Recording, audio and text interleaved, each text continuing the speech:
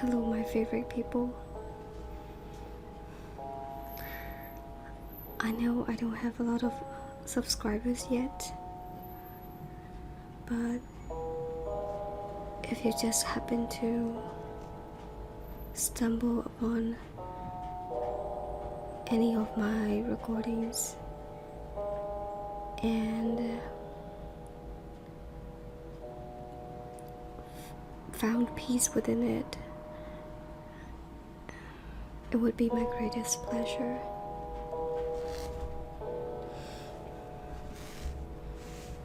So ဒီနေ့ဟာကိုစာဆက်ပြီးတော့ဖတ်ကြမယ်ကိုဟိုနေ့ကဖတ်ပြနေတယ် The Time Traveler's Wife ဆိုတဲ့စာလေးကိုဒီနေ့ဟာတတိယပိုင်းနဲ့ဆက်ပြီးတော့ဖတ်မယ်ပေါ့နော်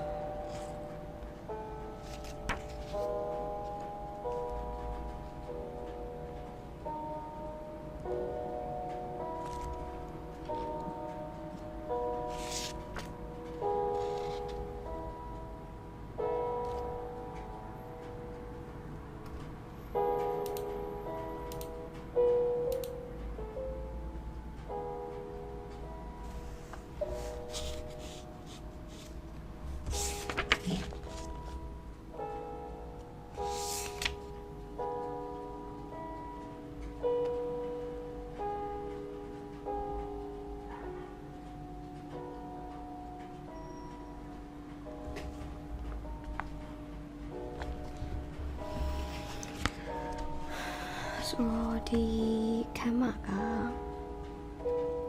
Claire နဲ့ what's our protagonist's name Henry နဲ့ what we could call their first date သူကအမကလေးက for someone who comes from like a normal timeline toတွေ့ခဲ့ရတဲ့ Henry အကြောင်းကိုအခုဒီ present မှာတွေ့ရ Henry ကိုပြန်ပြောပြနေပါတော့ Okay so Henry asked how old was I think the oldest I have seen you was 40 something. I'm not sure about youngest, maybe about 30. How old are you now? 28, Henry answered. You look very young to me now. The last few years, you were mostly in your early 40s, and you seem to be having kind of a rough life.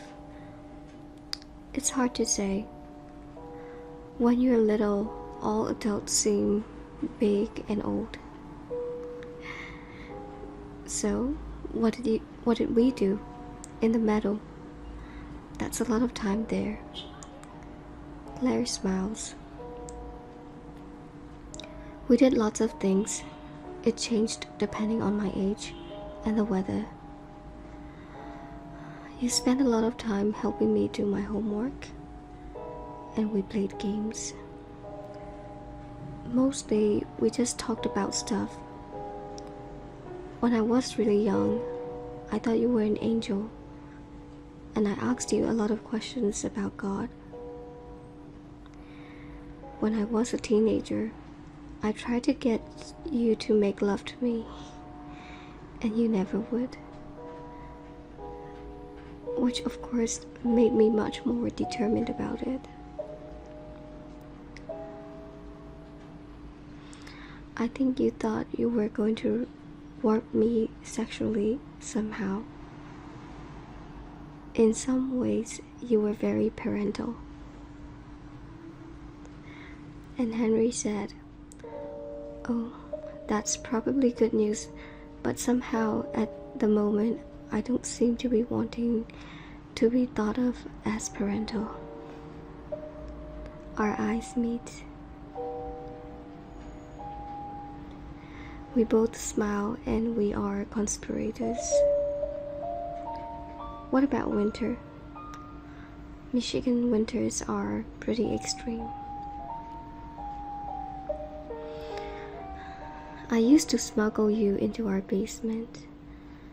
The house has a huge basement with several rooms, and one of them is a storage room, and the furnace is on the other side of the world.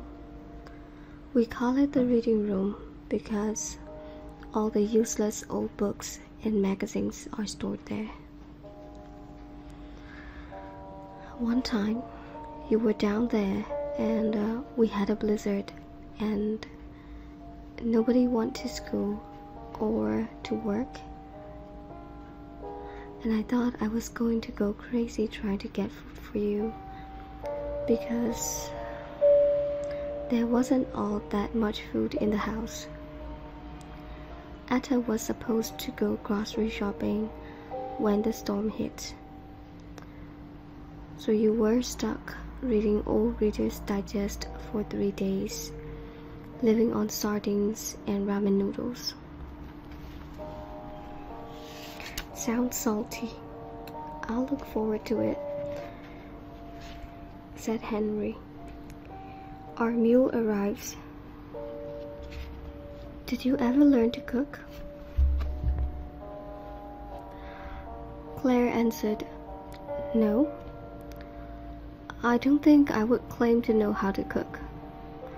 Nell and Ada always got mad when I did anything in their kitchen beyond getting myself a Coke.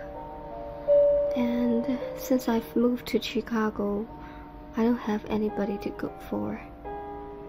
So I haven't been motivated to work on it.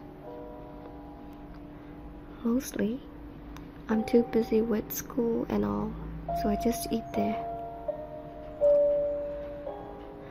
Claire takes a bite of her curry. This is really good. Nell and Ada? Asked Henry. Nell is our cook. Claire smiles. Nell is like Gordon Blue meets Detroit. She's how Aretha Franklin would be if she was Julia Child. Ada is our housekeeper and all around everything. She's really more almost our mom.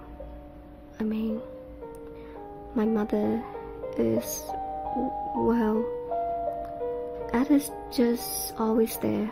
And she's German and strict, but she's very comforting, and my mother is kind of off in the clouds, you know. I nod, my mouth full of soup. Oh, and there's Peter, Claire adds. Peter is the gardener. Wow, your family has servants. This sounds a little out of my league.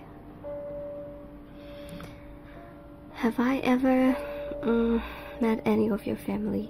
Asked Henry.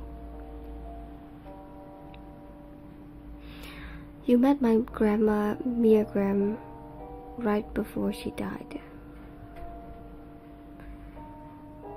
She was the only person I ever told about you. She was pretty much blind by then. She knew we were going to get married and she wanted to meet you. I stop eating and look at Claire. She looks back at me, serene, angelic, perfectly at ease. Are we going to get married? Asked Henry. I assume so, she replies.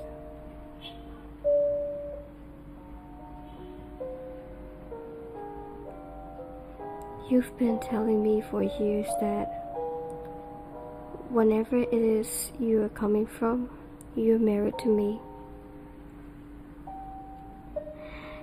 Too much.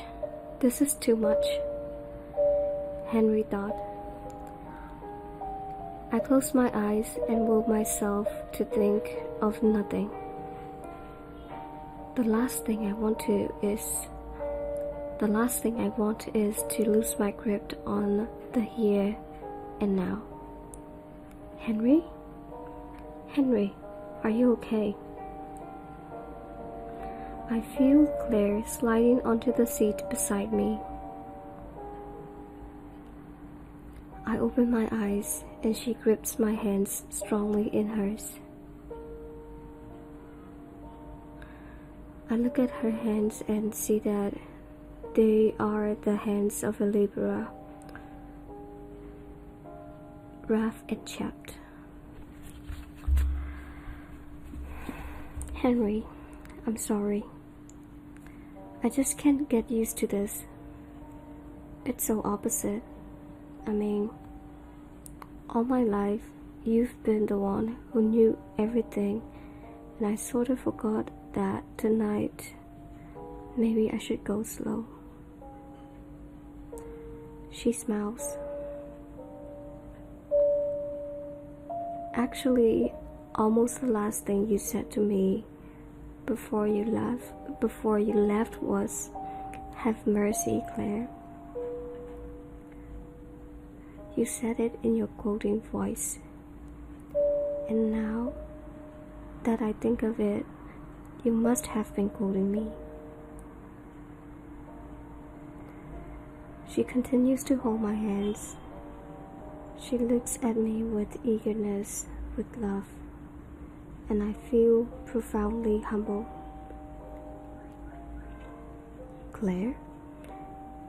Asked Henry. Yes, answered Claire. Could we back up? Could we pretend that this is a normal first date between two normal people? Okay.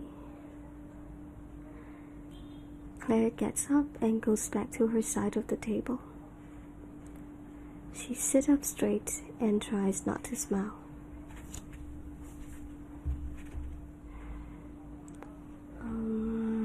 Right. Gee. Claire, tell me about yourself. Hobbies, pets, unusual sexual proclivities. Find out for yourself. Right. Let's see. Where do you go to school? What are you studying? I'm at the School of the Art Institute. I've been doing sculpture and I've just started to study paper making. Cool. What's your work like? For the first time, Claire seems uncomfortable. It's kind of big.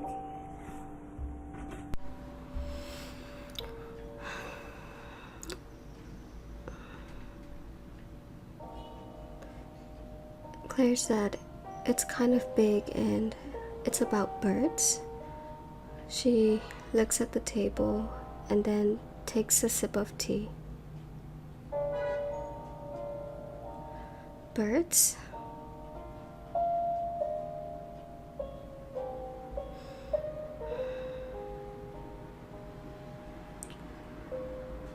Well, it's about longing. She is still not looking at me, so I changed the subject. Tell me more about your family.